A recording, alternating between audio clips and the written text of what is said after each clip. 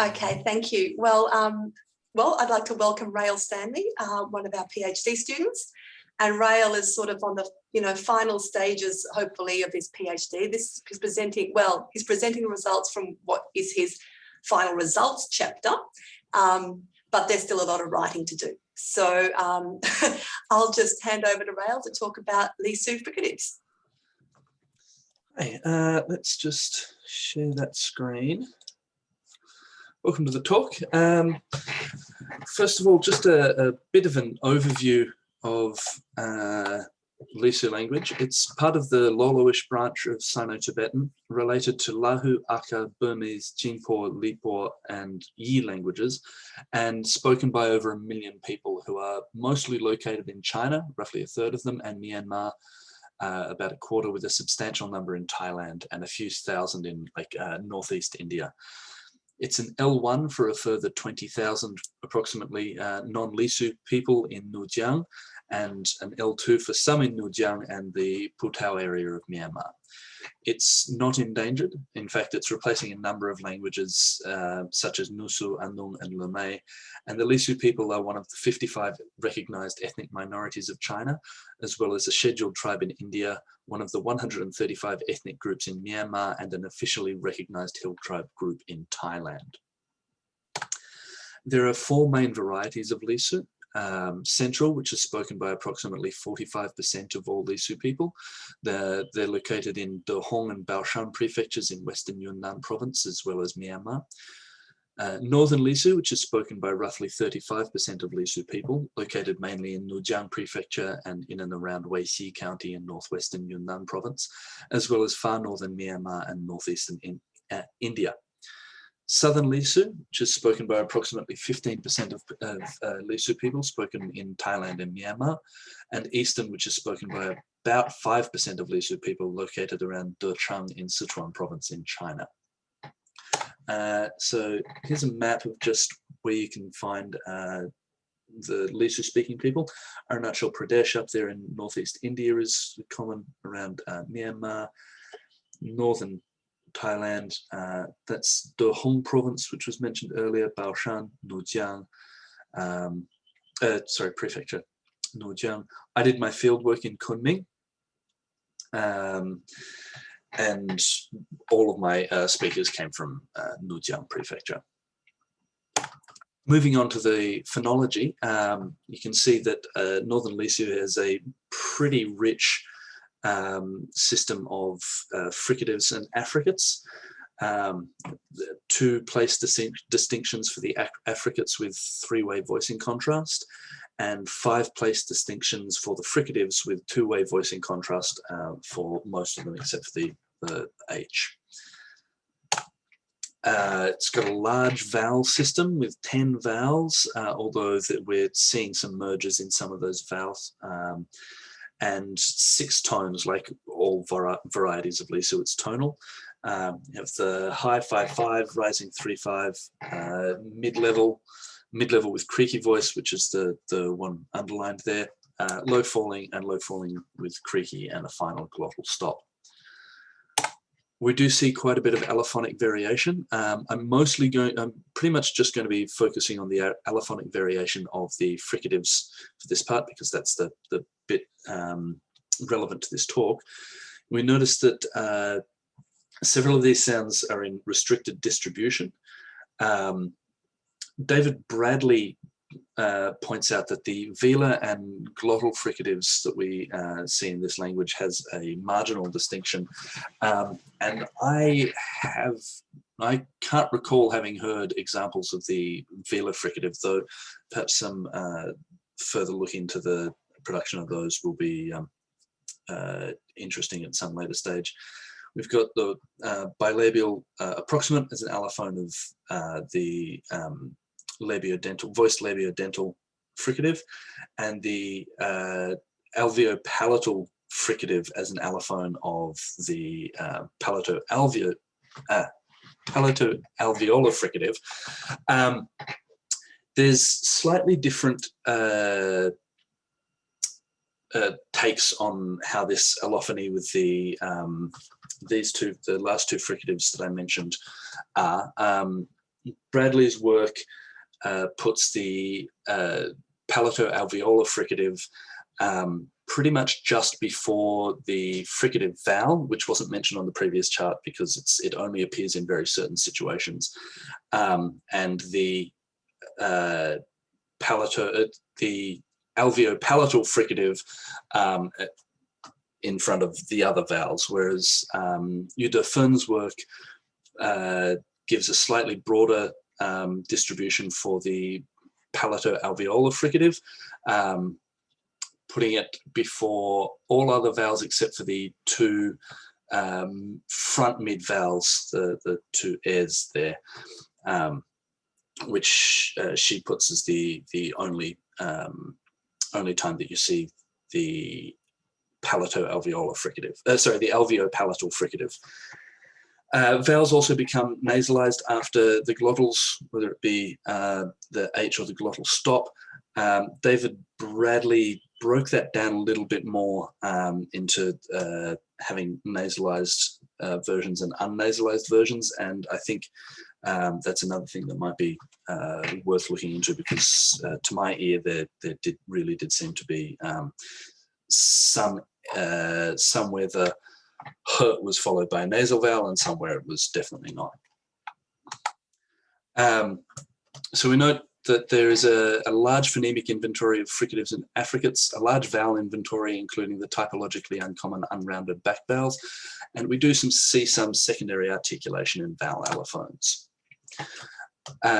Moving on to fricative properties, fricative consonants are produced by forming a narrow constriction at some point within the oral cavity.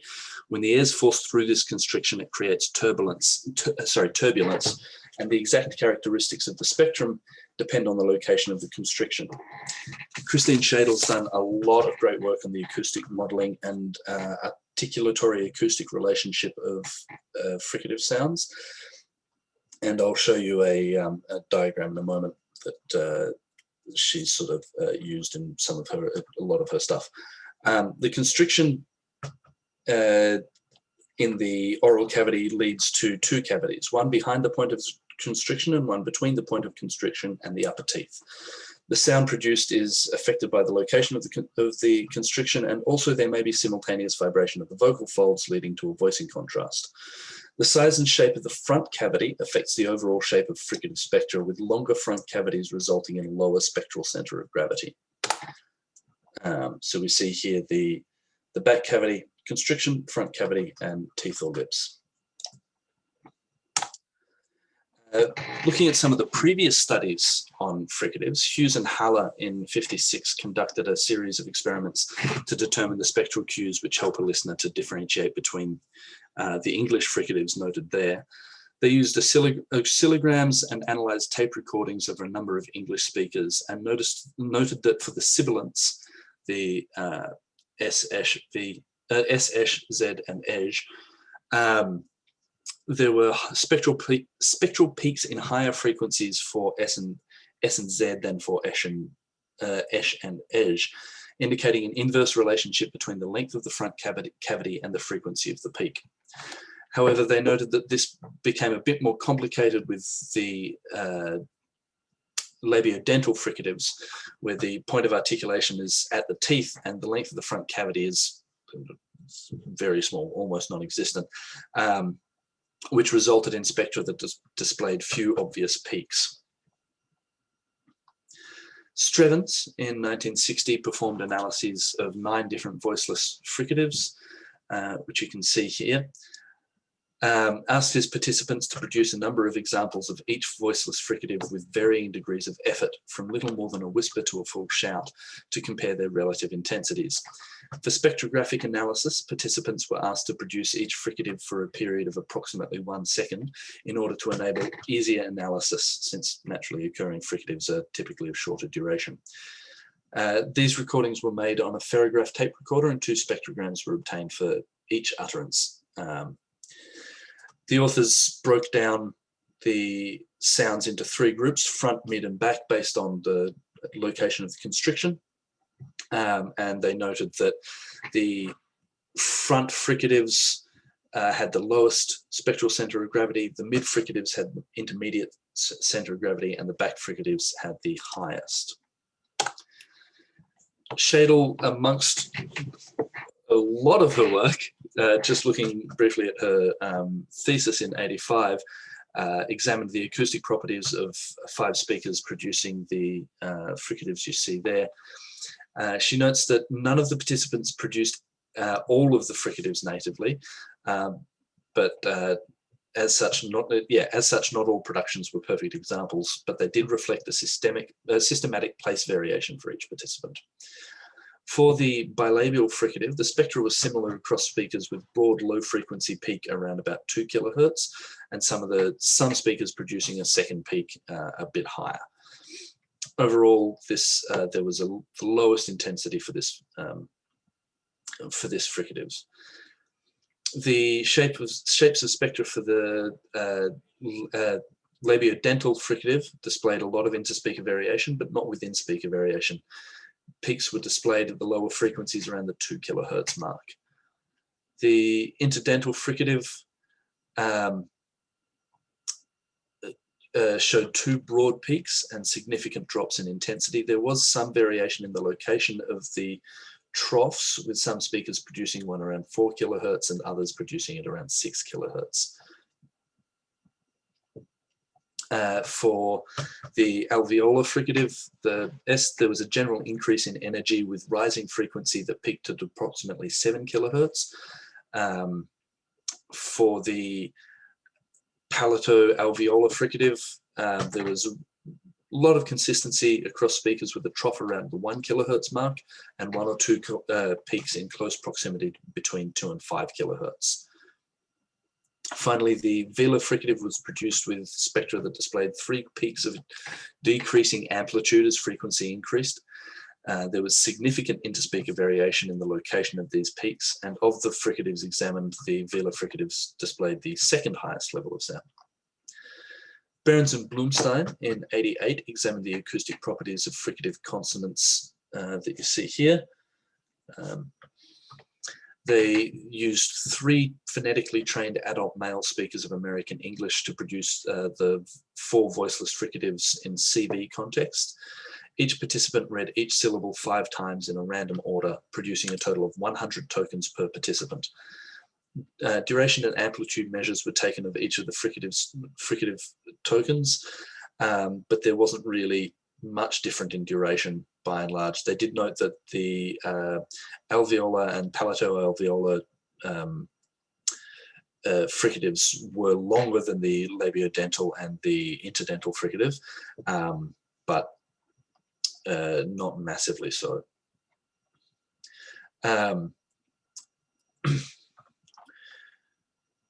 Sorry. Yeah, for amplitude measurements, both the f and th were approximately weaker than s and sh, and only one participant produced f tokens with a significantly higher amplitude than th tokens. Major frequency peaks aligned with the results of previous studies, such as Hughes and Haller, and an earlier study by Strevens, which I have not mentioned here, with certain sh displaying peaks in the 3.5 to 5 kilohertz range and 2.5 to 3.5 kilohertz range, respectively, whereas f and th displayed relatively flat spectra across the 1.8 to 8.5 range. Overall, certain sh were shown to be distinguishable by properties of the spectra across both speakers and vowel environments, while f and th were easily distinguished from certain sh. The authors were unable to discover spectral details which distinguish them one from the other. Forrest et al. In '88 used spectral moments, the mean, variance, skewness, and kurtosis. The first moment, mean, is the average energy concentration of the spectra. This is also the spectral center of gravity.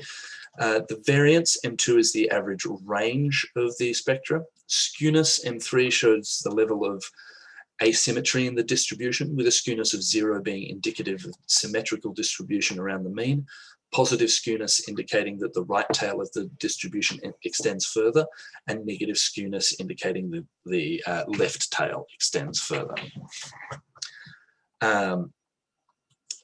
They used spectral moments in a discriminant analysis for classification based on the first 20 milliseconds of the fricative, and they found that using these moments they could correctly identify S 85% of the time and Esh 95% of the time. However, classifications for the interdental fricative and the labiodental fricative were less accurate, sitting at 58% and 78% respectively. They did suggest that since the labiodental and interdental fricatives are perceptually readily confused by listeners, that this is just the case. Acoustic cues for these two phonemes are not highly distinctive. Maria Tabon recorded 10 participants to investigate if use of a spectral range above 10 kilohertz could provide sufficient information to distinguish between fricatives. Participants were recorded producing the English fricatives listed there in CV syllables with each of the Australian English vowels. Bayesian distance measures were used to classify the fricative tokens and resulted in a high degree of correct classification for the S, Esh, and H. However, the other fricatives showed a great deal of interspeaker variation in classification scores, with 3 of the male speakers showing highly accurate classifications and 2 of the female speakers showing poor classification scores.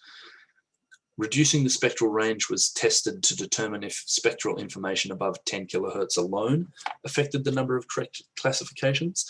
As the spectral range dropped, correct classifications of F also dropped, while correct classifications of Th increased. Unfortunately, despite the increase in correct classifications of Th, the interdental fricative, the overall correct classifications of non-sibilants was reduced. Classifications of the voiced labiodental fricative and the voiced interdental fricative were also low using this information above 10 kilohertz. However, reducing the range did result in a more even distribution of correct classifications. To test whether or not results from this first experiment applied to real-world data, a second experiment was performed. 8 participants were recorded producing the 8 fricatives, leaving out H this time, in CV position with different Australian English vowels and in stressed and unstressed positions, as well as word initially and word medially. The same measures were used to classify the fricative tokens, and the results were comparable to those of the controlled context. Studies in language other than English, looking at an early one by Yassam in 1965. He examined the fricatives produced by native speakers of Stockholm Stockholm Swedish, American English, and non-regional Polish, with the fricatives examined there. Speakers produced the target phonemes in CVC or CV environments, with the exception of the English voiced palato-alveolar fricative, which was produced in a VC syllable, as it doesn't naturally occur in initial position. The author found that fricative spectra displayed peaks in about 95% of the productions, except for the vela in Swedish and Polish. The author classified the fricatives into Yassam classified the fricatives into 2 groups with regards to the location of these peaks. The first group, F, V, Th, V, S, and Z, displayed a distance between 2nd and 4th peaks of about 1.8 kilohertz or more. The second group, which was Sh, J, Y, and H, displayed a distance between those same peaks as less than 1.8 kilohertz, and the final group, the second group could be further divided between those with lower formant frequencies and those with higher formant frequencies. The fricatives could be discriminated from between one another based on the relative levels of these peaks, and using these methods, Yassam was able to distinguish the fricatives from one another with a high degree of accuracy, the lowest discrimination for American English Z at 86%. Gordon, Bartmeyer, and Sands did a pretty large study on 7 different languages, looking at the fricatives of Western Aleut, Western Apache, Chickasaw, Gaelic, Hooper, Montana Salish, and Toda. These languages were chosen because they have relatively large inventories of fricative phonemes, as well as several having fricatives that had not yet been the subject of quantitative study. The fricatives examined in the study are listed there. I won't go through every single one. Measurements were taken of duration, center of gravity, overall shape of the spectrum. The authors note that duration was overall not a good measurement for discrimination between fricatives in the languages examined. However, the center of gravity performed much better at this task. The S consistently had the highest center of gravity, with all but Montana Salish and Toda showing significance there. However, in Montana Salish, despite being higher than the other fricatives, the difference between S and H did not reach significance. Overall, the data showed a tendency towards higher center of gravity with more forward tongue articulations, which we'll also see a bit more in my data. And the languages examined displayed the highest spectral peak the further back the articulation occurred. F and Th had spectra which were relatively flat without peaks that the other fricatives displayed. Moving on to Lee, Edwards, and Beckman, looking at the spectral properties of fricatives produced by speakers of English, Japanese, and Mandarin Chinese, looking at the 4 fricatives noted there. The authors found that English S and Sh can be differentiated by the centroid frequency for the band above the second peak region, with S having a higher concentration of energy than Sh.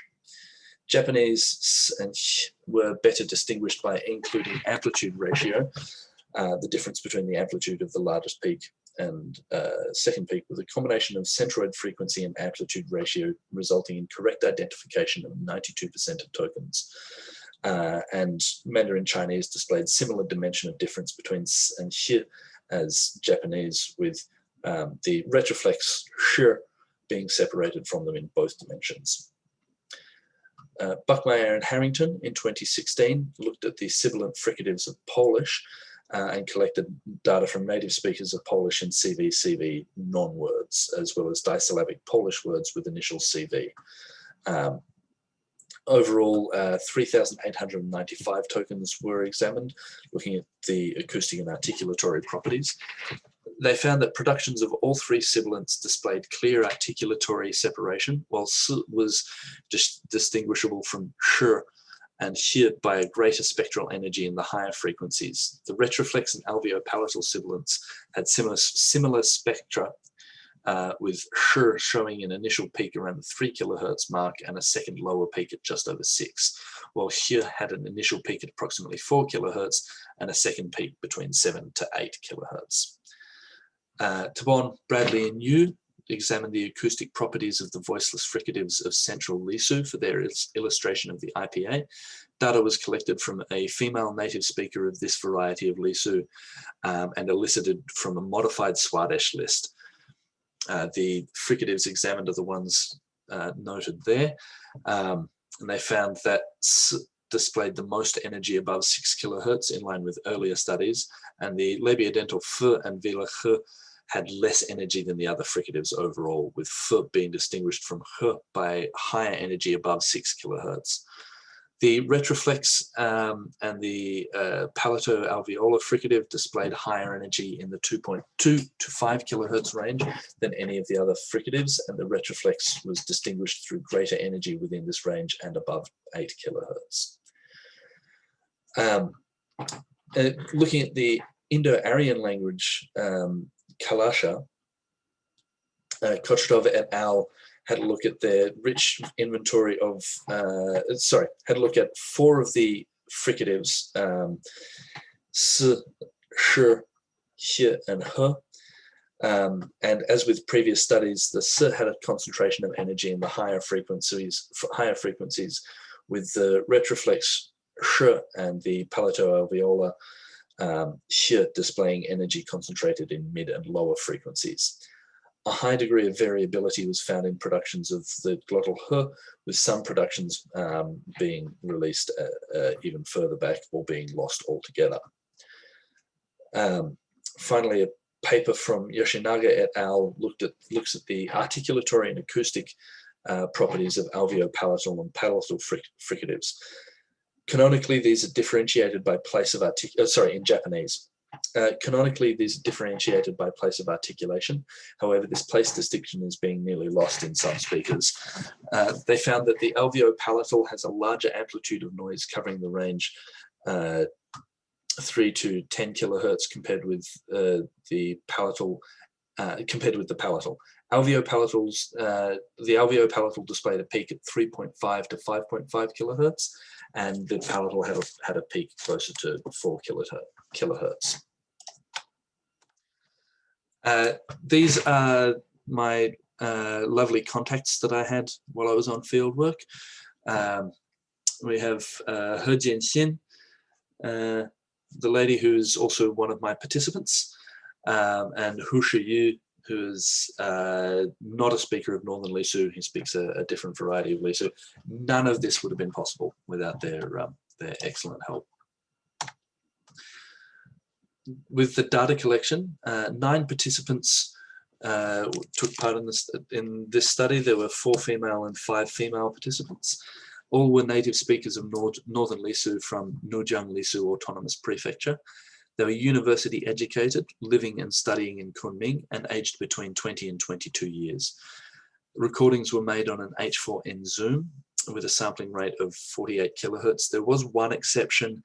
The Zoom had started to run out of batteries a bit near the end of the recording and had automatically lowered the sampling rate, but it was lowered to 44 kilohertz and has been resampled.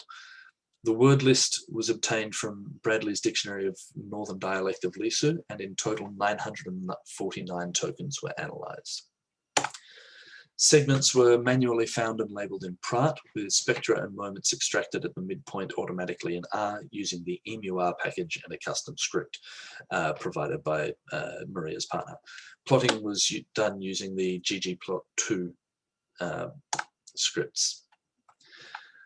Results. Looking at the spectra first, we noticed that, as was described in many of the other studies, the alveolar fricatives displays a lot of energy in the higher frequencies with a trough early on for both male and female speakers. The palato-alveolar fricative, the sh, has a peak around about the 4 kilohertz mark, tailing off for female speakers, but tailing off with a slight second peak around about the 7 kilohertz mark for male speakers. Sh displays a very similar pattern to the palato-alveolar fricative for both male and female speakers, though for female speakers we note that it doesn't drop off as sharply as the alveolar fricative. The labiodental fricative gets a dip to around about the 5 kilohertz mark for male speakers and approximately 4 kilohertz mark for the female speakers before rising again, but overall it's a pretty flat spectrum. And the glottal drops to around the 2.5 kilohertz mark before leveling out for the female speakers. For the male speakers, it drops to around about 3-ish kilohertz, and then there's a peak around 4 kilohertz before it drops again down to approximately a little bit over 6 kilohertz and flattening out. Looking at the first 50 milliseconds of the following vowel, seeing if the coarticulation has effect on the following vowel, we noticed that the male speakers do show differentiation for many of these. The f and the h don't really show much, but at various points we have good big gaps between them. For the female speakers, however, there's a lot of overlap with these. Suspect there's a problem with the format tracker. I've been trying to get Voice Source's snack formats to work for this. and hopefully you'll be able to get something a bit more sensible for the female speakers with that. Looking at the first moment, the means of the spectral distributions, we have female speakers on the left and male speakers on the right. We see that has the highest spectral center of gravity for both male and female speakers, in line with those previous studies. The alveolar and palatoalveolar fricative for men are fairly similar and kind of in line with the labiodental, whereas the glottal sits lower than all of those in center of gravity. There's we notice a bit more of a difference between the palatoalveolar and the alveolar fricatives for female speakers, with the alveolar fricative having a lower center of gravity than the palatoalveolar fricative. The labiodental fricative sits around the same as the palatoalveolar fricative, and the glottal is again sort of lowest, but shares a bit more in terms of center of gravity with the palatal fricative. The variance of the distributions, we notice that for both male and female speakers, the palatoalveolar fricative and the alveolar fricative pattern pretty closely together, although for female speakers, the alveolar fricative is a little bit lower in comparison both to the men and to the palatoalveolar fricative. The labiodental, velar, and alveodental fricative relatively similar for female speakers, but we do notice that they drop in relation to one another quite a bit more sharply for male speakers. The skew values, we notice that the palatoalveolar and alveopalatal fricative have just a slight bit of difference between the two of them for female speakers. The labiodental fricative sits again in a similar area to the palatoalveolar fricative, and the glottal in a similar area to the alveolar fricative, and this again quite a bit different to all the others. Male speakers have much less variation between the first four fricatives mentioned for their skew values. However, the S does sit further down than the rest, much like with the female speakers. For the kurtosis values, we notice that the alveopalatal and alveolar fricative have slightly higher kurtosis values than the others, although the sh and the s are very similar for female speakers. F has the lowest, with h sitting between that and s. Male speakers have, again, a bit less variation in this. H and sh are almost identical, and s is ever so slightly lower than those. F again sits below all these, and h sits in a similar position as the female speakers. So overall, we note that the spectral shape of the fricatives are largely what we expect them to be. In terms of comparison to the previous studies, the exact location of the peaks obviously differs. We notice a lot of overlap between productions of sh and sh, and for the moments, and differentiation in F2 of the following first 50 milliseconds of the following vowel seems fairly possible for the male speakers, but like I say, it's beginning to look a lot like there was some formant tracking problems with the formant tracker in R, and so I'm going to be using voice source to see what I can pull out from that. In terms of moments, the male speakers show less differentiation between the four fricatives, particularly in the first and third moments, than female speakers. Otherwise, the patterns are largely fairly similar. By and large, sh and sh pattern together in all moments, with f, h, and s being generally separated from one another, aside from in the second moment. Next steps, I need to look at some spectral tilt measures. comparison of sh and sh per vowel context and per speaker to see if this distinction patterns more like the way Yuda Fun noted in her work, or whether it patterns more like David Bradley has in his work, and also having a look at the glottal and velar fricatives. And that is all. Thank you very much.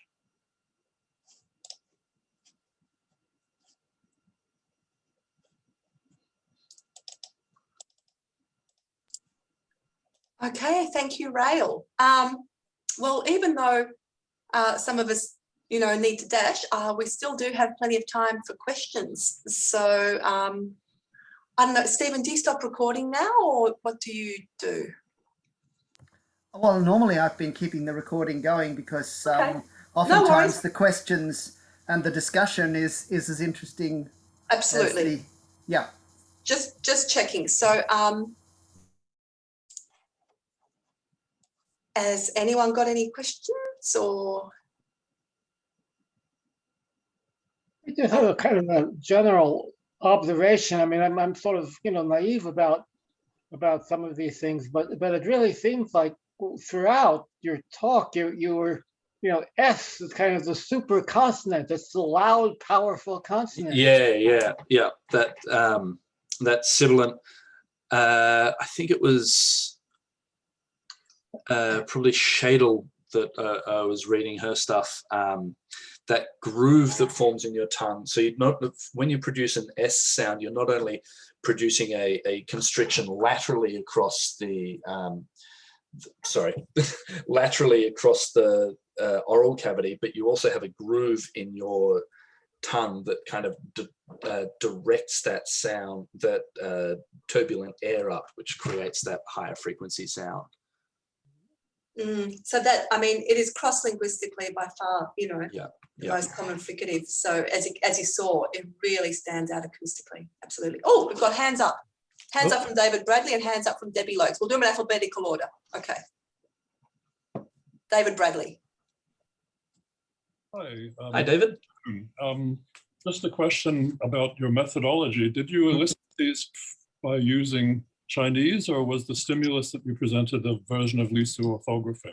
The stimulus presented was Chinese characters, and they were asked to produce it in Lisu. I wasn't confident with my ability to produce actually write it accurately in Lisu, because, as you know, it was kind of a bit of a last-minute rush to get out on the thing because of the local speakers in Melbourne. So I think because of that, we, especially with some of the words that I tried to elicit for, I got actually quite different words than was expected based on your dictionary. I think because they used just a slightly different meaning of the word. Good, thank you. Now, a comment concerning the effect of a fricative on the formants of the following vowel. This would be strongly related to the vowel quality of that vowel. Yes. In that context, most of these fricatives, particularly the labiodental and paulo-alveolar alveopalatal, are quite restricted as to which consonants, as to which vowels they can occur before. Yes. Yeah. So I want to do another examination of that once I've got the snack formants working to check for formant tracker issues. I want to do another examination of the first 50 milliseconds and compare it by vowel context. Because what seems to be coming through is that it's not a crystal clear allophonic distribution the way we think of it, red kangaroo on one side of the Great Dividing Range, grey kangaroo on the other side of the Great Dividing Range. It's, it is more complex than that. And so there seems to be some variation between some speakers producing it as the long S, the English type sound in some vowel contexts. Other speakers will do it as the curly tailed C. So there seems to be more variability going on. So that's something that, needs to be teased out. Yeah, well, also a substantial dialect difference because your speakers are all speakers of the northern variety of Lisu. Mm-hmm. In fact, for most of them, they may be influenced by the orthography, which makes a distinction that's present in central Lisu between a retroflex as opposed to I wonder if that's... But you never mentioned hearing any retroflexes, Rael. I can't recall having heard retroflexes. I was mostly listening for the difference between the sh and the sh. So that might be something worth looking into to see if I can find examples of that. There is no retroflex, so that's not. Yeah. But, Yeah. One of the, oh, sorry, David. Sorry, okay. Perhaps is worth noting is that the presence of lip rounding in many alveolars, for example, in English, is completely absent in Lisu. These are not with a lip rounded coarticulation, even when they are before a rounded vowel. Okay, that's interesting. Yeah. That's something we've been discussing because that Yoshinaga paper that Rael cited at the end, what's really coming through with that is that what we label the post-alveolar in the IPA chart and what we label palato-alveolar in the IPA chart, it's always been problematic. And what the Yoshinaga paper was saying is that it's probably the same place of articulation, just a difference in lip rounding. And so the question is, what is the co-articulation then with the following rounded or unrounded vowel? If the fricative itself is rounded or unrounded, how does that work in terms of timing? I mean, these are bigger questions that Rael won't address in his thesis, but, there are real questions about what are these fricatives? How are they produced? And so I think you've hit the nail on the head with mentioning lip rounding and how that may or may not interact with the following vowel. Thank you. Debbie? Hi, Rael. Hi, Debbie. So I had a question about, the slide where you see the co-articulated vowels after the fricatives. And you were saying maybe it's a formant error. Yep. Which, it's not unusual that you'd have formant errors for women's voices, unfortunately. But I was thinking, I wonder if there's something with voice quality, and if Adele was here, she'd be able to tell us more. But because it's very much on the women's speech, you could say, okay, maybe it's the formant tracker, but maybe it's also something socio or voice quality related that's coming out, or could be a combination of voice quality plus formant tracker error, maybe. Yeah. So it'd maybe worthwhile looking to see if I've got a particularly large number of tokens with creaky voice in that. But because voice quality is contrastive tonally, I would expect that the ones that are done with modal voice should be pretty consistently done with modal voice. Possibly. I mean, I'm thinking more like things like breathy voice or some other kind. I don't know. I know you've got a really good ear, so you may have already heard if there was something in that, but it might be good to tease apart. I think it'll be worthwhile. I think maybe having a look. I'll see what comes up with the snack formats. If the snack formats are nice and clean and crisp like the male speakers, then hopefully won't need to look into it too much, because it would just get, I think, a bit confusing trying to separate out when you already have the voice quality distinction in the tones. Yeah, but I mean, voice quality is not only in tone, because I don't know everything about voice quality, definitely not, but I'm just thinking if you've got a situation of a fricative plus a vowel, like obviously the male one is pretty clearly, it seems pretty clear, but is it possible that the women have more breathiness or something like that? I don't know. Well, I do have not for this data set, but it'd be easy for me to do it. I've got the H1, H2 values for like when I did my work on tones. So it wouldn't be particularly difficult with this. I need to probably relabel for tones for the fricative set, but yeah, possibly. I mean, just a thought, and I'm sure you know what you're doing, because I know you have a very good ear, so I'm sure you've heard it if there's already something else to be thinking about, but just a question. Thank you. thank you. Do we have any more questions?